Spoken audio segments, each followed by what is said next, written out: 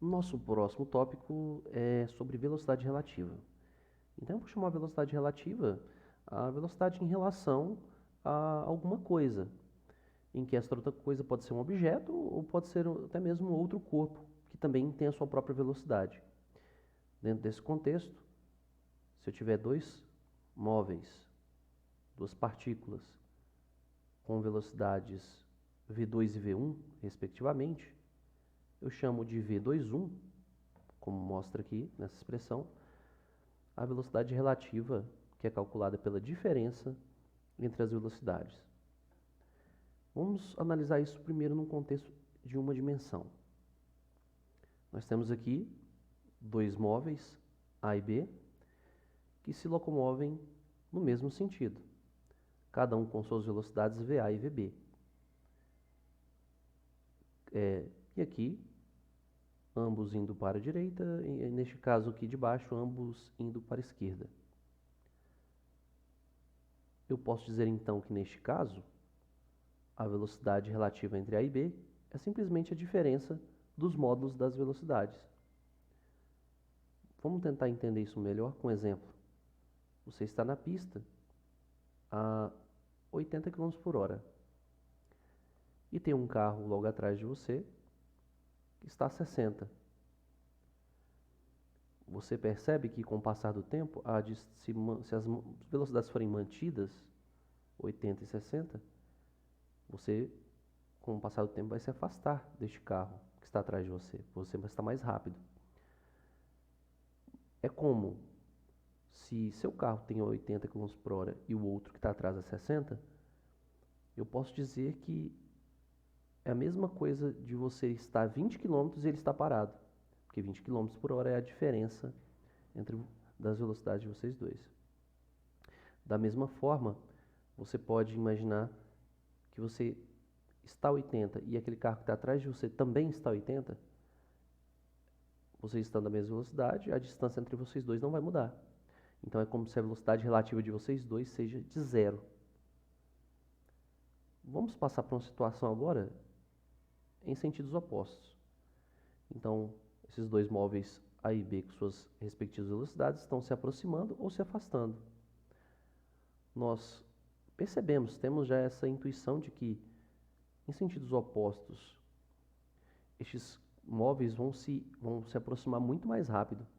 E se eles estiverem em sentidos opostos se afastando agora, significa que eles vão se afastar muito mais rápido. Portanto, a velocidade relativa entre A e B, quando você tiver dois móveis em sentidos opostos, é a soma dos módulos de suas velocidades. Agora vamos passar para um contexto de um movimento no plano. Eu tenho aqui esses dois móveis visto aqui de cima, e aí você tem essas duas partículas, esses dois móveis se aproximando de um cruzamento. Neste caso, eles não têm a mesma direção. Não tendo a mesma direção, eu não posso mais utilizar simplesmente somar ou subtrair os seus módulos. Eu tenho que utilizar o quê? A definição da diferença, só que uma diferença de vetores. Como já bem sabido, a diferença de vetores é feita de que forma? Então, vou pegar aqui a velocidade de B, que neste caso aqui está na vertical para cima,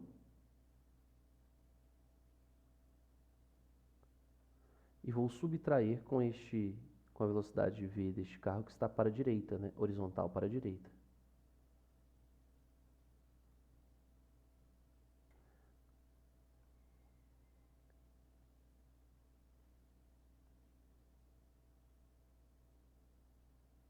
Aqui, esqueci de escrever, né? Bem, a diferença então dessas velocidades, velocidade relativa entre A e B, eu vou chamar então, né, esse vetor aqui azul, que é o resultante, que é a diferença entre dois vetores. Este vetor aqui então é o vetor AB, que nada mais é então do que VAB é a diferença entre os vetores VA e VB. É uma diferença vetorial. Então você não pode simplesmente somar ou subtrair seus módulos, mas tem que utilizar o método geométrico para fazer isso. Ou, por exemplo, se você tiver os ângulos entre esses vetores, você pode simplesmente utilizar a lei dos cossenos ou algo do tipo. Nesse último tópico, vamos falar sobre a composição de movimentos. Então, vamos exemplificar primeiro num caso 1D, ou seja, em uma dimensão, em linha reta.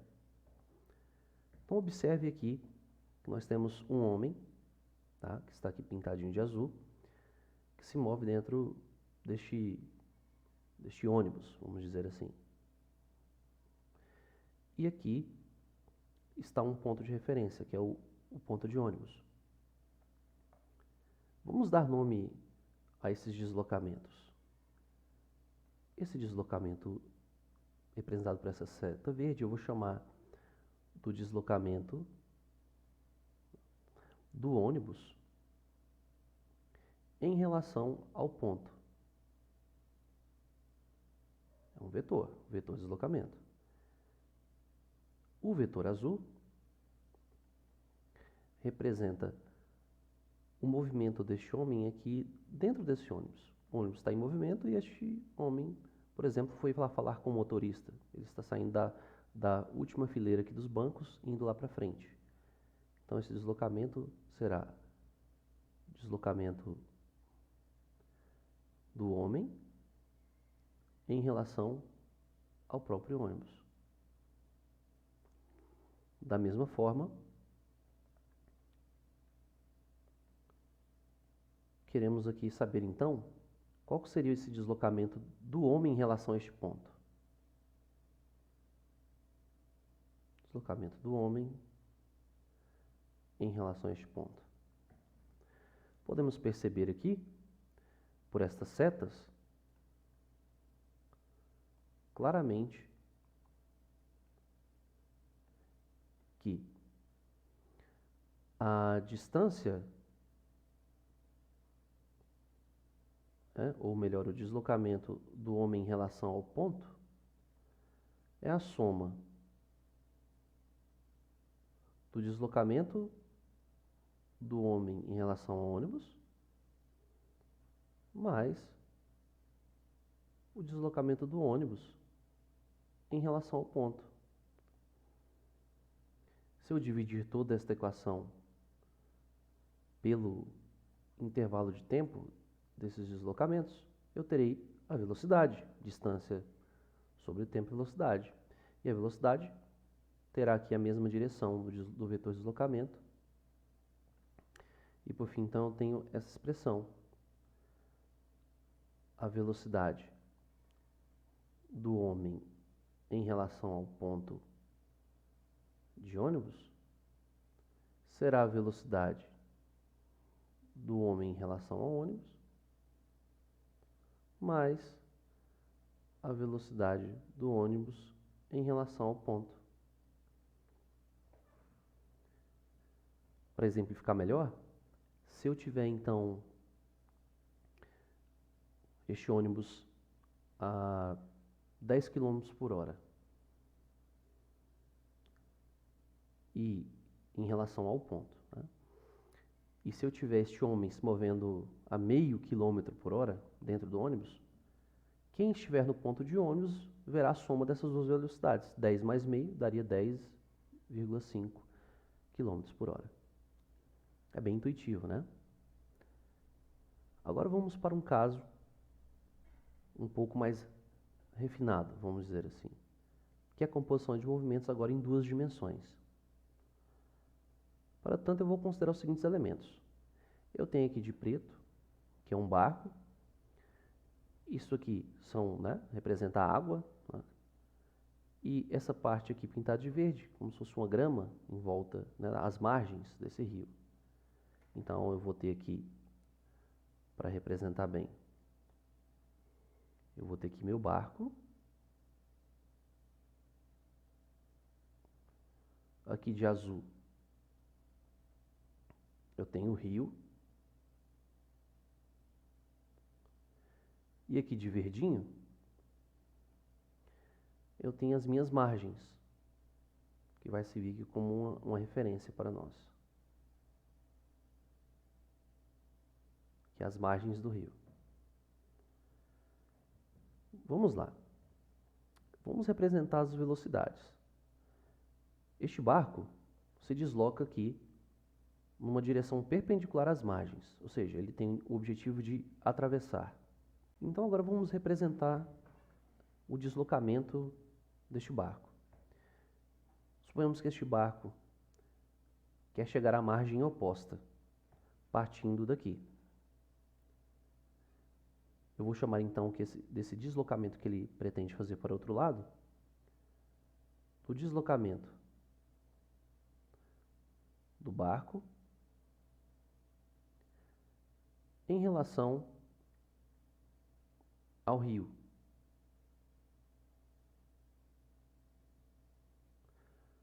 Da mesma forma, este rio se desloca para a direita e eu chamaria este deslocamento ser o deslocamento do rio em relação às margens.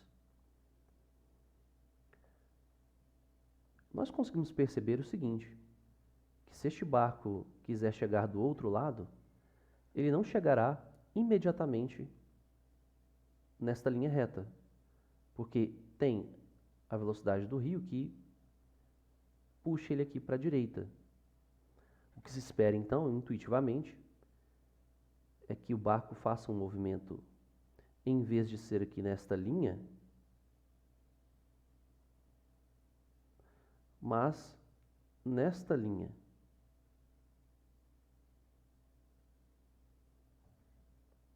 Ou seja, ele vai movimentar de maneira inclinada em relação às margens.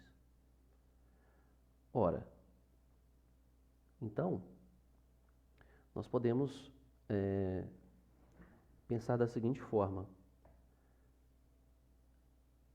Deslocamentos são vetores. Então, eu vou desenhar aqui,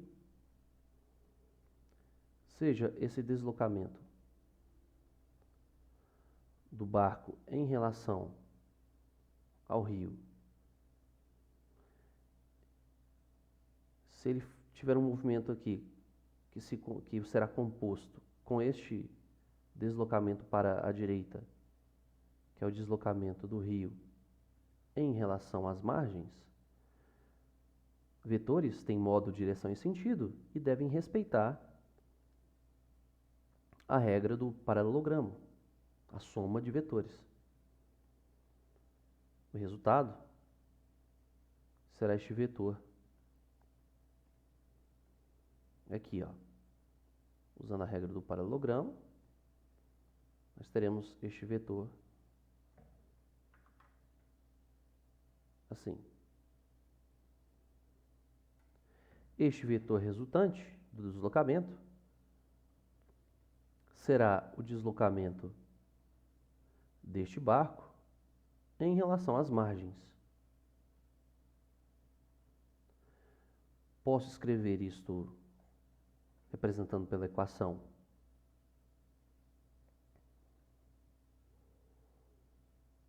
finalmente aqui, o deslocamento do barco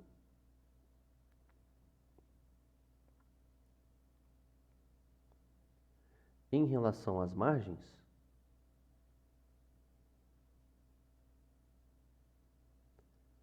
nada mais é do que este vetor verde, né? Do que o deslocamento do barco em relação ao rio, mais o deslocamento do rio em relação às margens. Novamente, eu posso dividir toda esta equação pelo tempo e posso relacionar isso com as velocidades. Por fim, eu tenho aqui então que a velocidade do barco em relação às margens é a velocidade do barco em relação ao rio, mais a velocidade do rio em relação às margens. Diferentemente do nosso primeiro caso, que era unidimensional, bastava eu somar os módulos. Agora aqui não, nós temos um deslocamento vetorial, nós temos velocidades relativas vetoriais. Então eu tenho que respeitar a soma de vetores, utilizando aqui a regra do paralelogramo ou algum equivalente. Em especial, neste caso aqui, como estes vetores, tanto esse dBr como esse drm, como são perpendiculares, não necessariamente são sempre, mas neste caso são, poderia simplesmente utilizar a relação pitagórica, né, para descobrir o módulo dessa velocidade. Ou seja, é a soma dos quadrados dos catetos.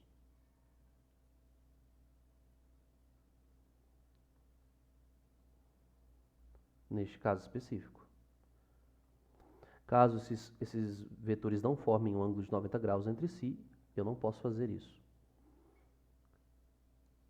Então, o deslocamento, o vetor velocidade que eu tentei descrever aqui, seria nessa direção, né? Colocando aqui para complementar o nosso desenho. Ele vai se mover obliquamente às margens do rio. Espero que vocês tenham entendido. Estudem bastante, façam uma revisão de vetores, porque esse capítulo funciona totalmente com os conceitos de soma, subtração de vetores, projeções. Espero que vocês tenham gostado. Até a próxima.